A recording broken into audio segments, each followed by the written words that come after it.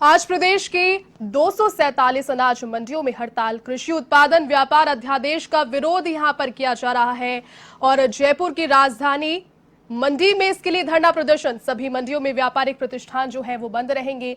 राजस्थान खाद्य पदार्थ व्यापार संघ ने इसकी घोषणा की है। प्रदेश के करीब 3.5 लाख लोग इस दौरान हड़ताल पर रहेंगे। बता दें कि 23 अगस्त को होगी व्यापार संघ की एक बार फिर से बैठक, जिसके बाद में 23 अगस्त को आगे के आंदोलन की जो रणनीति है वो तय होने वाली है। और प्रदेश के करीब 3.5 लाख व्यापारी, कर्मचारी, मंडी जो बिजनेस है उससे जुड़े हुए लोग आज हड़ताल पर रहने वाले हैं। प्रदेश की 247 अनाज मंडियों में आज हड़ताल, बड़ी हड़ताल इसे कहा जा सकता है। 247 मंडियों की ये संख्या। कृषि उत्पादन व्यापार अध्यादेश का विरोध। और 11 बजे से जयपुर के अनाज मंडियों में सुबह 11 बजे के बाद में धरना प्रदर्शन शुरू हो जाएगा। सभी मंडियों में जितने भी व्यापारिक प्रतिष्ठान हैं वो बंद इस दौरान रहेंगे। राजस्थान खाद्य पदार्थ व्यापार संघ ने इसकी घोषणा की है।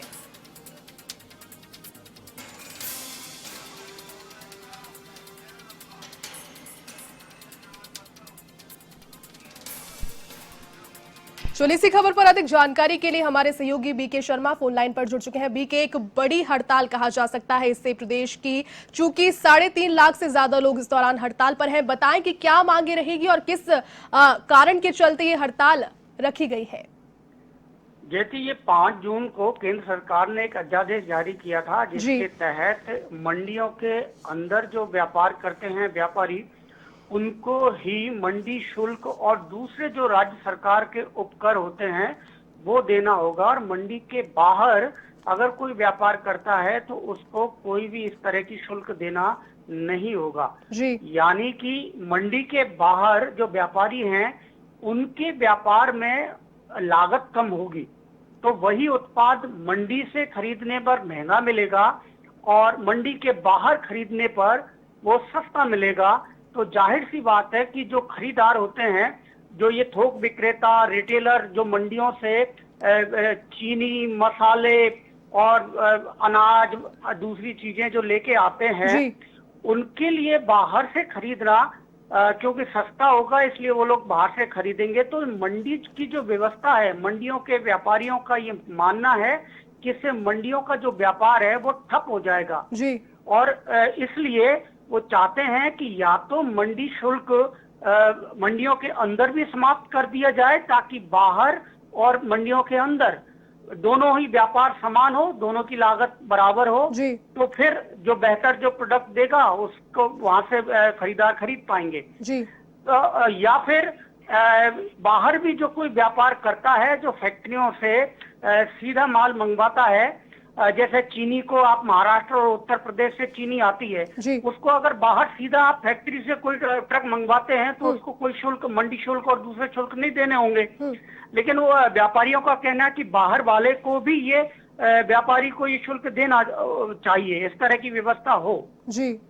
तो ये, लेकिन केंद्र सरकार ने एक अध्यादेश जारी कर दिया कि भाई मंडी के बाहर जो व्यापारी हैं उनको ये सब शुल्क नहीं देना होगा जी। तो ये कहना है कि मंडियों की व्यवस्था सदियों से हमारे देश में चली आ रही है और मंडियों में व्यापारियों के साथ वहां माल की ढुलाई करने वाले, जो ठेली चलाने वाले हैं, बहुत सारे मुनीम है, मजदूर है, कर्मचारी हैं, ये लोग काम करते हैं और करीब करीब ये 3.5 लाख लोग प्रदेश में से जुड़े हुए हैं। तो उनका कामकाज, उनका रोजगार ये ठप हो जाएगा। इसलिए ये केंद्र सरकार के अध्यादेश का मंडी व्यापारी विरोध कर रहे हैं। जयती बीके, चूंकि प्रदेश की 247 से अधिक अनाज मंडियों में आज ये हड़ताल रहेगी, बताएं कि क्या इस हड़ताल की रूपरेखा रहेगी, किस प्रकार की हड़ताल की जाएगी।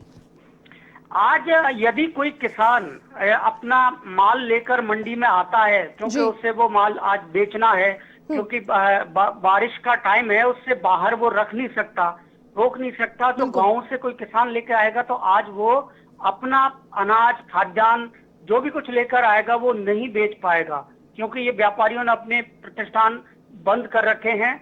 और आज अगर खरीद और बेचान नहीं होगा तो आज राजस्व भी सरकार को नहीं मिलेगा और जो मंडी शुल्क मिलता है सरकार को, राज्य सरकार को, वो आज नहीं मिलेगा। तो आज व्यापार नहीं होगा, इससे राजस्व भी नहीं मिलेगा और जो प्रतिष्ठान है उन पे मजदूर जो काम करते हैं जो गाड़ियां आती हैं उनको लोडिंग अनलोडिंग करते हैं, वो भी व्यापारियों, आज जो मजदूर हैं उनको भी काम आज नहीं मिलेगा। और एक और बात बता दूं कि आज की हड़ताल के बाद 23 अगस्त को वापस से यहाँ प्रदेश स्तरीय मंडियों के व्यापारियों की एक बैठक होगी जी उस बैठक में ये निर्णय लिया जाएगा कि आगे ये हड़ताल जारी रखनी है या लंबी हड़ताल करनी है। वो रणनीति आगे 23 अगस्त को तय होगी। जयती बीके, चूंकि आज ये हड़ताल 11 बजे से प्रारंभ होने वाली है, तो जो उसकी रूपरेखा है इस प्रकार से तैयार की गई है कि सीधा सीधा एक दिन का जो भी मानदेय और जो भी नुकसान है वो सरकार के ऊपर जाए। लेकिन मैं आपसे ये जानना चाहूंगी कि इसके लिए 3.5 लाख से ज्यादा लोग चूंकि इस हड़ताल से जुड़े हैं, हर तबका जुड़ा है, तो कहीं ना कहीं मंडियों के अस्तित्व से जुड़ी हुई ये लड़ाई अब हो चली है। जी हाँ जयती, ये सीधा मंडी व्यापारियों को ये कहना है कि ये जो व्यवस्था है मंडियों की वो वर्षों से चली आ रही है हमारे देश में, प्रदेश में। और ये सिस्टम होता है, एक विश्वास भी होता है किसान का कि वो अपना माल छोड़ के चला जाता है। कई बार अनाज और उसका जो आड़तिया हैं फर्म में, उनसे वर्षों पुराने संबंध होते हैं उस आड़तिया के, दुकानदार के, वो वहीं पर अपना माल लाता है वर्षों से। उनकी पीढ़ी दर पीढ़ी एक रिलेशन बना हुआ है व्यापारियों और किसानों के बीच में। और किसान कई बार माल नहीं होता है तब भी मंडी के व्यापारी से पैसा लेता है और उससे दूसरी चीजें जो खरीदनी होती है वो खरीदारी करता है, और बाद में जब उसकी फसल आती है तो वो पैसा चुका देता है। तो एक आपस में रिलेशन है।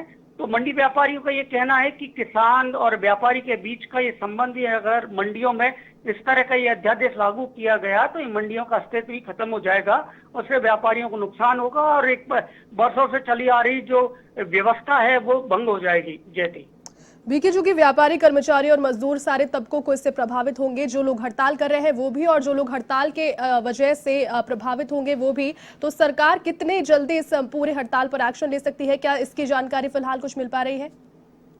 इसमें जैसी मामला ये केंद्र सरकार का है और इसमें दोनों राज्य सरकार की भूमिका ये है कि जो मंडी शुल्क मिलता है वो राज्य सरकार को मिलता है, जो उपकर लगाए जाते हैं वो राज्य सरकार को, उसके बदले में जो राजस्व मिलता है वो राज्य सरकार को मिलता है। लेकिन अध्यादेश जारी किया है केंद्र सरकार ने, क्योंकि मंडियों में जो शुल्क लगता है, टैक्स लगता है, उसमें केंद्र सरकार की कोई भागीदारी नहीं होती, केंद्र सरकार को उसमें से कोई राजस्व नहीं मिलता, इसलिए उसके लिए अध्यादेश लागू करना आसान था। लेकिन जो मंडी है वह राज्य सरकार मंडियों का विकास करती है, यही जो शुल्क है उसको इकट्ठा करके और मंडियों के विकास में ये पैसा खर्च किया जाता है। तो ये राज्य सरकार का भी पहलू है कि इसमें राज्य सरकार भी इसमें दखल दे और केंद्र सरकार से इस मामले में कोई बातचीत करे और कोई बीच का रास्ता निकाले, क्योंकि राज्य और केंद्र के बीच का ये मामला है और इसमें जो प्रभावित हो रहे हैं वो मंडी के व्यापारी हो रहे हैं। जी, तो बीके, केंद्र और राज्य सरकार की ओर से कौन वो प्रतिनिधि हैं जो इसके बारे में जानकारी लेंगे? क्या उनके नाम या फिर उनके बारे में कोई जानकारी किससे बात करने की कोशिश की है? ये सारी कृषि विभाग के तहत आती है और राजस्थान सरकार ने इसके लिए कृषि विपणन बोर्ड बना रखा है और बोर्ड के अध्यक्ष मुख्यमंत्री अशोक गहलोत हैं। जी, तो ये मुख्यमंत्री, जिस तरह अभी विधानसभा सत्र चल रहा है, ये विधानसभा के अंदर भी ये मामला उठाया जा सकता है, सवाल उठाया जा सकता है, और इसके हिसाब से अगर राज्य सरकार केंद्र को ये पत्र लिखे और केंद्र सरकार इसमें कोई राज्य सरकार की ओर से यदि अधिकृत पत्र जाता है तो केंद्र सरकार उसे गंभीरता से लेगी और कोई रास्ता निकाला जा सकता है, क्योंकि ये राजस्थान ही नहीं, ये और भी पूरे दूसरे राज्यों में भी इसको लेकर आंदोलन किए जा रहे हैं मंडी व्यापारियों की ओर से। तो ये पूरे देश व्यापी मुद्दा है। तो इसको लेकर यदि राज्य सरकार पहल करे तो केंद्र सरकार इसमें कोई संशोधन कर सकती है अब लेकिन राज्य सरकार की ओर से, क्योंकि मुख्यमंत्री ही कृषि विपणन बोर्ड के अध्यक्ष हैं, तो उसमें मुख्यमंत्री को ही ये पहल करनी होगी राज्य सरकार की ओर से। जयती जी, बहुत शुक्रिया बीके तमाम जानकारी के लिए।